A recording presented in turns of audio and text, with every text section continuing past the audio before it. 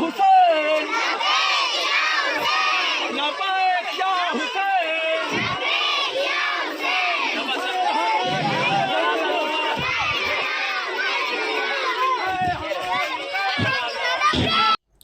टुंडर मोहम्मद खान में मासूम ॿारनि ज़ुल्म ख़िलाफ़ बेबाक आवाज़ उथारे इनक़लाब बर्पा करे छॾियो आहे। टुंडर मोहम्मद खान में मासूम ॿारनि ईरानी supreme leader Ayatollah Sayyid Ali Khamenei ऐं संदनि 14 महीननि जी ॾोहिटी समेत 186 शागिर्दनि जी शादी ॾुख ऐं कावड़ जो इज़हार कंदे हिकु नई तारीख़ क़ाइमु करे छॾी आहे। शहर जी रोडनि घिटियुनि ऐं भरपासे वारे ॻोठनि में मासूम ॿारनि रैली कढी बेगुनाह शहीदनि सां यकजहती जो इज़हार कयो। रैली दौरान नंढड़नि ॿारनि जे मासूम आवाज़ में बेबाक नारेबाज़ी जज़्बाती तक़रीरूं शहर जी फ़िज़ा सां गूंजियूं उथियूं। मासूम ॿारनि जो जज़्बा ॾिसी केतिरनि ई वॾनि जो ज़मीर बि जाॻी पियो। शहर जे मुख़्तलिफ़ हंधि थींदड़ उन रैलियुनि ऐं नारेबाज़ी उहो वाज़े पैगाम ॾिनो त ज़ुल्म ख़िलाफ़ आवाज़ उमिरि जो मोहताज नाहे, हक़ जी सदा मासूम दिलनि मां बि बुलंद थी सघे थी।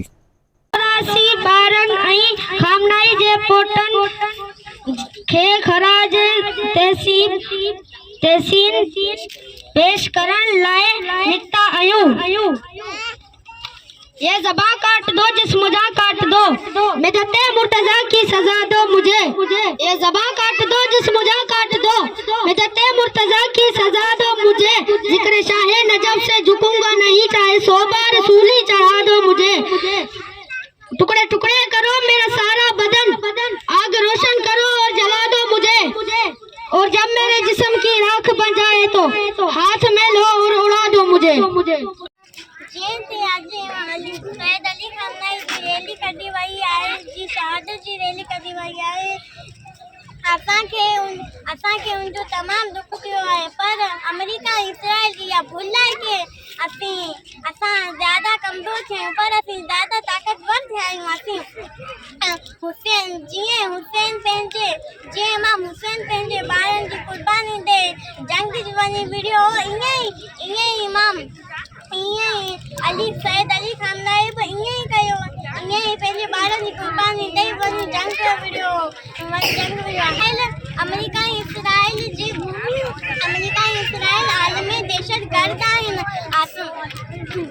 हाणे पाकिस्तान बि ईरान जो साथ कोन्हे ॾिनो।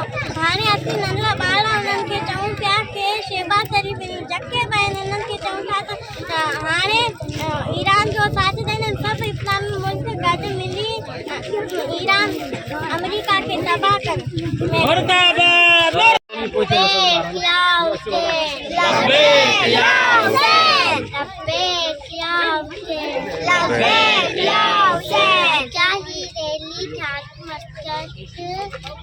के रहबर थे नवाज़ी